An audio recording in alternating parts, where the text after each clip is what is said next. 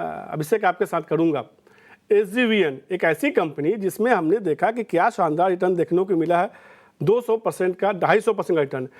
लोग रख रहे थे शेयर, 1 साल निकला, 2 साल निकला, 5 साल निकला, 10 साल तक निकला, रिटर्न ही देखने को नहीं मिला। 2% 5% रिटर्न देखने को मिला और 1 साल में 250% का रिटर्न। क्या है कहानी पूरी, और क्या अब इसके वैल्यूएशंस बता रहे हैं, बुल और बियर क्या बता रहे हैं इसके?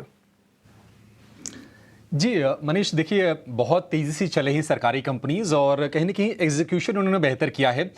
एक ये फैक्टर रहा है और सरकार का सपोर्ट है, और जिस सेगमेंट में एसजीवीएन ऑपरेट करती है और सरकार का पूरी तरह से फोकस है रिन्यूएबल स्पेस को बढ़ावा देने पर।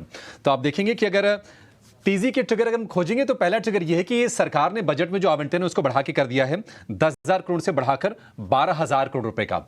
लेकिन चिंता यह है कि सरकार तो आवंटन बढ़ा रही है, नतीजे थोड़े से कमजोर आए। तीसरी तिमाही के मुनाफे में करीब 51-52% के आसपास की गिरावट, जो कि अनुमान से कम रहा है। लेकिन प्रोजेक्ट्स लगातार मिल रहे हैं कंपनी को, और गुजरात सरकार से, गुजरात ऊर्जा विकास निगम लिमिटेड से 200 मेगावाट का एक सोलर प्रोजेक्ट का ऑर्डर मिला है और जिसकी वैल्यू है करीब 1100 करोड़ रुपए की। तो ऑर्डर्स को लेकर दिक्कत नहीं है, लेकिन कंपनी की तरफ से एग्जीक्यूशन को लेकर कहीं ना कहीं प्रोजेक्ट डिले होते हैं, कई बार धीमी रफ्तार से काम हो रहे हैं, वो एक चिंता जरूर है। कम जनरेशन और कैपेसिटी इंसेंटिव घटने से ही कंपनी के मुनाफे पर दबाव आया था, तो ये ध्यान रखने वाली चीज होगी। एक और चीज कि रिन्यूएबल कारोबार पर कंपनी लगातार फोकस बढ़ा रही है और फाइनेंसिंग भी बहुत जम के हो रही है।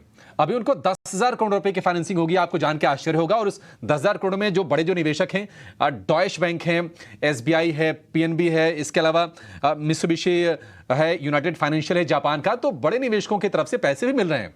लेकिन टेंशन यह है कि चूंकि उम्मीदें ज्यादा है, काम ज्यादा है, कई बार रफ्तार धीमी हो जा रही है। तो धीमे काम की वजह से हिमाचल सरकार ने एक बड़ा प्रोजेक्ट था इनका, जांगी थोपान पावारी हाइड्रो प्रोजेक्ट, जो कि किन्नौर डिस्ट्रिक्ट में है, उसको सरकार ने वापस लिया है। 780 मेगावाट का प्रोजेक्ट ये था।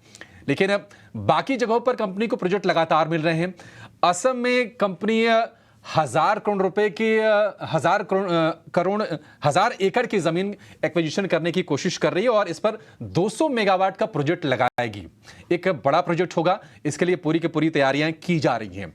अब सवाल यह है कि ये शेयर को लेकर ब्रोकरेज हाउसेस का रुझान क्या है, क्योंकि शेयर बहुत चला हुआ है, 250% जैसा कि आप बता रहे थे।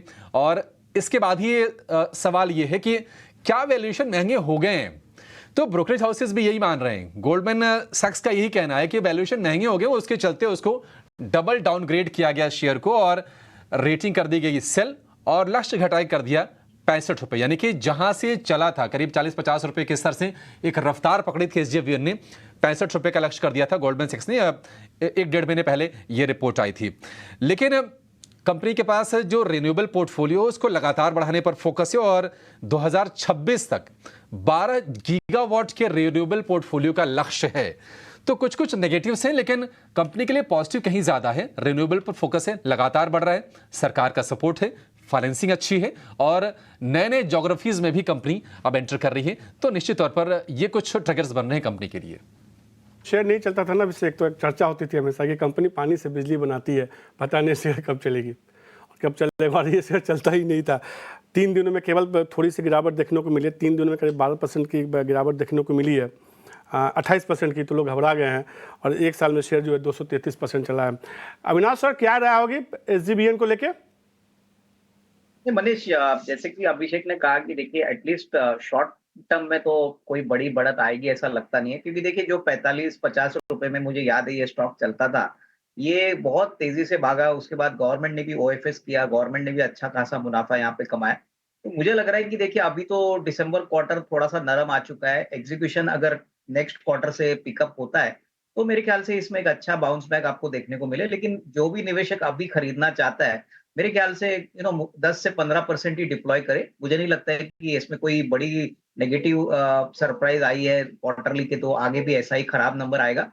आने वाला 12 से 15 महीने में बहुत सारा ग्रोथ पोटेंशियल अभी भी बाकी है रिन्यूएबल स्पेस में, और जिस प्रकार की इनकी ऑर्डर बुक है, मेरे ख्याल से एग्जीक्यूशन एक बार ठीक ठाक होता है तो आपको नंबर्स में भी फर्क देखने को मिलेगा। लेकिन मार्केट में वोलेटिलिटी बढ़ गई है। मैं अभी भी कहूंगा कि अगर आपको खरीदना भी है तो 10 से 15% की कैपिटल लगाइए, बैलेंस क्वांटिटी आपको बाद में आप अपॉर्चुनिटी के पॉइंट ऑफ व्यू से मिलेगी। तो ये लंबी रेस का घोड़ा है, अभी शॉर्ट टर्म में इसको मत देखिए। शॉर्ट टर्म में हो सकता है कि स्टॉक में कोई बड़ी बढ़त ना आए, बट अगर आपका 12-18 महीने का व्यू है, तो अगर गिरता है तो थोड़ा सा और एक्यूमुलेट करिए, लेकिन अभी पूरा कैपिटल मत डिप्लॉय करिए, बट लॉन्ग टर्म के लिए जरूर पैसा बनेगा। सीधे तौर पे इसमें पैसा बनता हुआ दिखेगा।